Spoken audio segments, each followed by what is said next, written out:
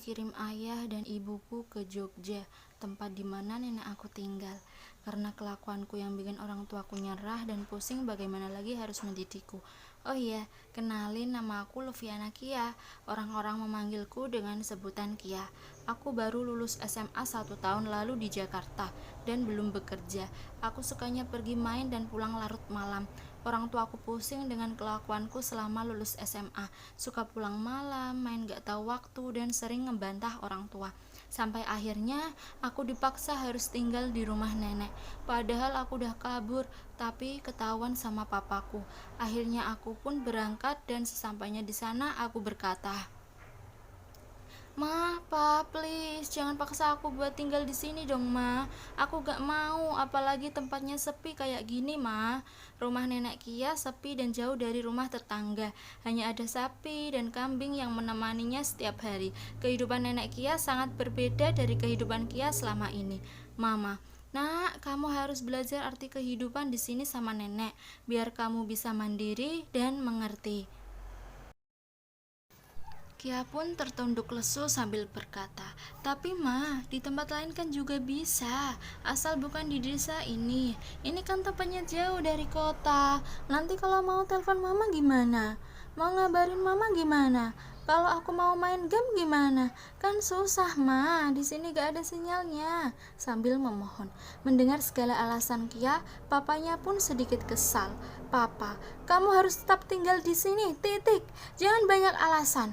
Nenek, tolong jaga Kia, biar dia belajar hidup susah dan mengerti arti kehidupan." Nenek, "Iya nak, kalian tenang saja."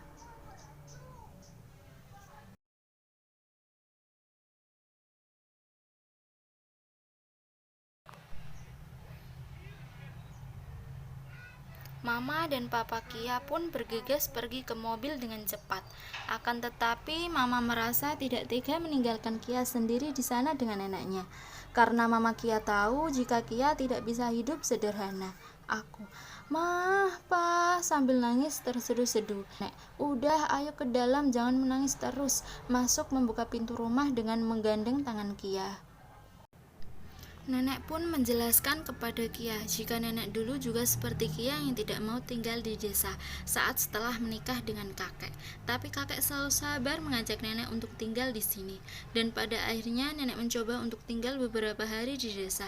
Setelah itu akhirnya nenek senang sekali bisa tinggal di sini karena udaranya yang masih sangat segar dan jauh dari polusi udara. Tempatnya yang sejuk dan nyaman sekali. Setelah nenek bercerita, nenek pun mengajak Kia untuk mencari makan hewan ternaknya. Nenek, "Kia, yuk ikut nenek mencari makan ternak nenek." Sambil mengambil karung untuk menaruh makan ternak nenek. Kia, "Iya nek," di dalam hati berkata, "Apalagi sih ini?"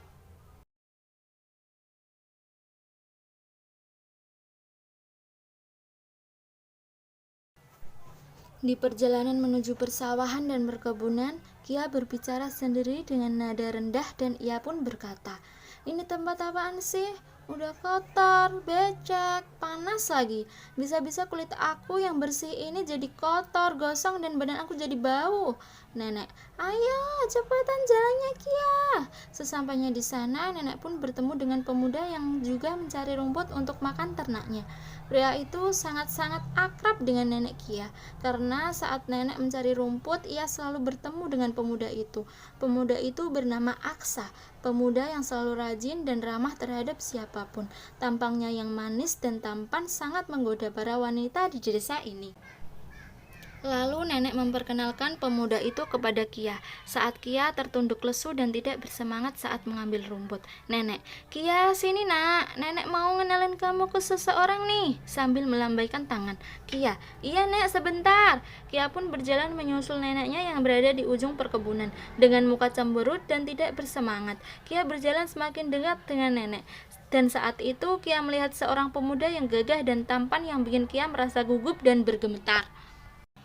Lalu si nenek berkata, "Nak, kenalin ini Aksa. Aksa, ini Kia, cucu nenek." Lalu Kia pun memberi tangannya kepada Aksa. Akan tetapi Aksa hanya tersenyum dan berkata, "Maaf, bukan muhrimnya." "Oh iya, salam kenal ya Kia," sambil tersenyum. Kia pun merasa malu dan sangat kesal ketika pemuda itu tidak ingin menjabat tangannya. Lalu ia bertekad untuk bisa dekat dengannya, karena Kia merasa sangat jatuh cinta dengan Aksa, si pemuda yang tampan itu, saat pertama kali melihatnya.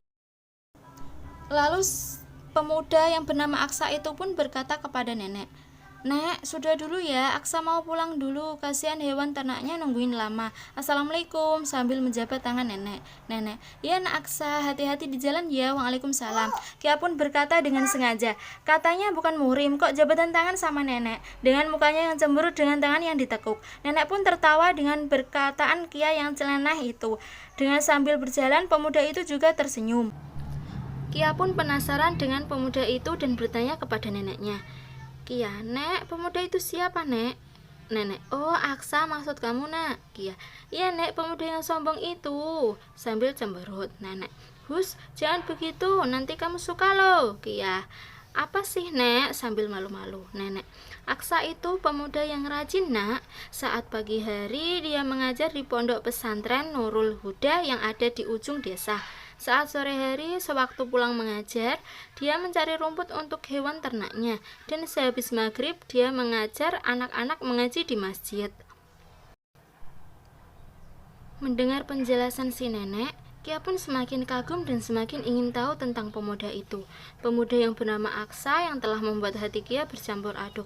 Setiap malam saat menjelang tidur, Kia pun tidak bisa tidur dengan pulas karena selalu memikirkan Aksa, laki-laki yang sudah mengisi hati Kia semenjak Kia tinggal di desa.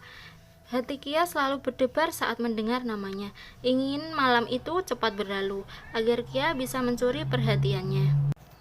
Kia semakin suka tinggal di desa tempat neneknya karena ada si pemuda tampan yang ia cintai. Kia pun sampai tidak mempersoalkan kasur yang ia tempati. Kasur itu keras, tidak seempuk kasur di rumahnya. Yang dipikirkan Kia hanya cara agar bisa mendapatkan pria itu. Gimana nih ceritanya? Masih penasaran dengan kisahnya? Tungguin ya.